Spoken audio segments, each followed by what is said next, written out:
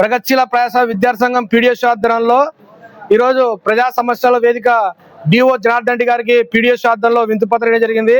ముఖ్యమైన అంశాలు అంటే ఏదైతే జీవో నెంబర్ 199 ప్రకారం నంద్యాల జిల్లాలో ఉన్న కార్పొరేట్ ప్రైవేట్ పాఠశాలలు తుంగల దొక్కి ఇష్టారాజ్యంగా బుక్స్ పేర్ల మీద, టై పేర్ల మీద, అడ్మిషన్ పేర్ల మీద, స్పెషల్ ఫీజుల పేరు మీద వేలాది రూపాయలు దండుకుంటున్నా ఈరోజు జిల్లాలో ఉన్న విద్యాశాఖ అధికారులు నిద్రపోతారని చెప్పి ప్రశ్నిస్తున్నాం.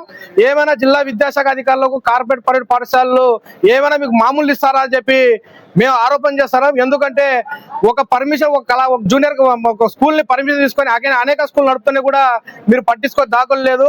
కనీసం ప్లే గ్రౌండ్ లేకుండా రేకుల సెట్ లో పెట్టి విద్యార్థుల తల్లిదండ్రులకు అనేక మానసికంగా ఇబ్బంది గురి చేస్తున్న ఈ పాఠశాల పైన విద్యాశాఖ అధికారులు ఎందుకు స్పందించాలని మేము కోరుతున్నాం.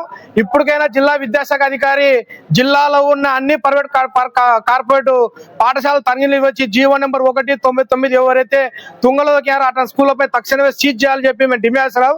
లేని పక్షంలో ప్రగతిశీల ప్రయాస విద్యార్థి సంఘం పీడిఎస్ ఆధ్వర్యంలో ఎవరైతే బుక్కులు, టైలు, ఫీజులు అమ్ముతారో ప్రత్యేక ఆందోళన స్కూళ్ల పైన ఆందోళన చేస్తామని చెప్పి డిఓ గారికి హెచ్చరిక జారీ చేస్తున్నాం. ఓకే,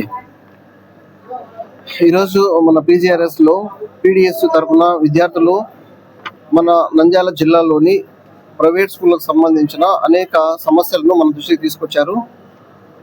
దీని మీద వెంటనే మండల స్థాయిలో ఎంఈఓ మరియు హెచ్ఎం ఒక టీచర్తో ఒక కమిటీ ఫామ్ చేసి అన్ని ప్రైవేట్ పాఠశాలలు కూడా తనిఖీ చేయించి ఎక్కడ కూడా ఫీజుల విషయంలో కానీ, బుక్స్ అమ్మడంలో విషయంలో కానీ, యూనిఫామ్ అమ్మడంలో విషయంలో కానీ, ఇంకా ఏ ఇతర సమస్యలు ఉన్నా కూడా వాటి మీద ఇమీడియట్ గా నేను రిపోర్ట్ తెప్పించుకొని ఏవైనా కూడా రూల్స్ కి అగెనిస్ట్ గా గవర్నమెంట్ ఏదైతే మనకు నామ్స్ పెట్టిందో ఆ నామ్స్ ను పాటించకుండా ఉన్న ప్రతి స్కూల్ పైన ఇమీడియట్ గా చర్య తీసుకోవడానికి మేము ప్రయత్నం చేస్తాం.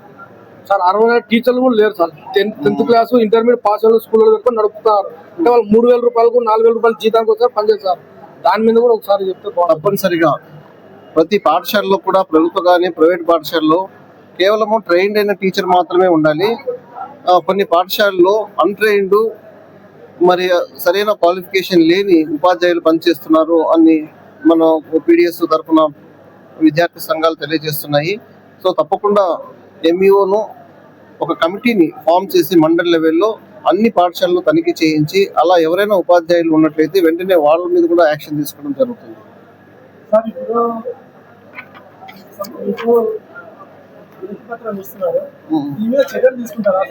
ఖచ్చితంగా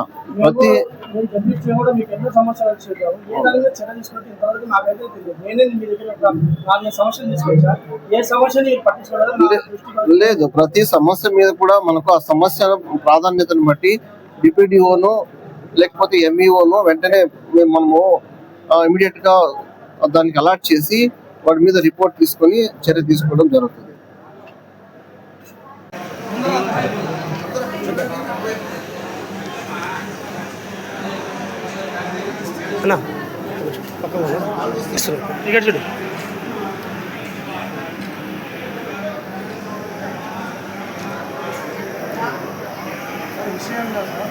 ఈ జిల్లాలో అనేక పాఠశాలలు గుర్తింపు లేకుండా అనేక నచ్చాయి సార్. అది కాక జీవో నెంబర్ 199 ప్రకారం బుక్స్ అమ్మకూడదు, టైబుల్ అమ్మకూడదు, స్పెషల్ ఫీజు తీసుకోకూడదు, అడ్మిషన్ ఫీజు తీసుకోకూడదు. జీవో నెంబర్ సిస్టమ్ కూడా చెప్తుంది నోటీస్ బోర్డు మీద ఫీజు స్ట్రక్చర్ ఎలా చెప్తున్నారు.